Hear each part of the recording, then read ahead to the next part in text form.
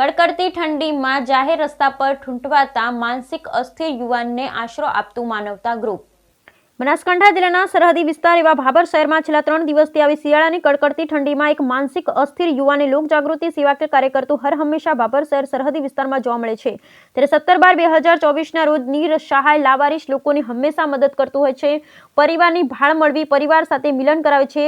ભારતનું કોઈ પણ રાજ્યનો વ્યક્તિ હોય તેને ઘર સુધી પહોંચાડે છે અને પરિવાર સાથે મિલન કરાવતું હોય છે। ત્યારે બનાસકાંઠા જિલ્લાના સરહદી વિસ્તાર એવા ભાભરમાં 3 દિવસથી જાહેર રસ્તા પર સૂતેલો એક નવયુવાન પત્રકાર મહેશભાઈ ઠક્કરને નજરે પડતા મહેશભાઈ ઠક્કર માનવતા ગ્રુપ ભાભરને જાણ કરતા માનવતા ગ્રુપ ભાભરની ટીમ ઘટના સ્થળે આવી પહોંચતા રેસ્ક્યુ કરી તેને પત્રકાર મહેશભાઈ ઠક્કરના ઘરે લાવવામાં આવ્યો હતો।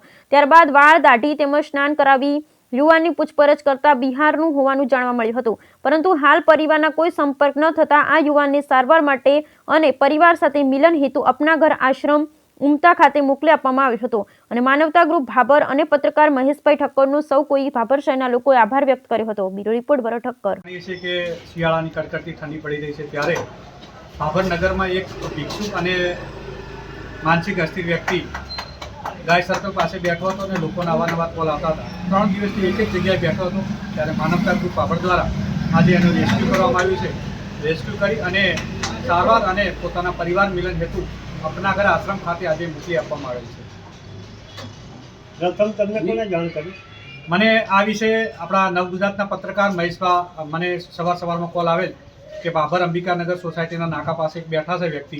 ત્યારે અમે બંને ઘટના સ્થળે ગયા હતા, ત્યારે રેસ્ક્યુ કરવાનો પ્રયત્ન કર્યો પરંતુ ભાગી ગયેલ હતો। પણ આજે મને મળ્યો અને આજે અમે મહેશભાઈ તમામ પત્રકાર મિત્રો અને ભાભરના યુવાનો દ્વારા એનો રેસ્ક્યુ કરવામાં આવ્યો। આ એક જ વ્યક્તિ મળ્યો કે બીજા કોઈ પ્રભુજી જેવા મળેલા? માનવતા ગ્રુપ ભાભર દ્વારા આવી રીતે અવારનવાર વિસ્તારમાં રેસ્ક્યુ કરતા હોય છે, ત્યારે ભારતભરના અલગ અલગ રાજ્યોમાં હોય કે નેપાળ હોય આવી રીતે માનવતા ગ્રુપ ભાભર 25 થી 30 લોકોને પોતાના ઘર સુધી મોકલવામાં આવેલ છે અને અન્ય લોકોને આશ્રમ સુધી પણ મોકલવામાં આવેલ છે। ઓકે।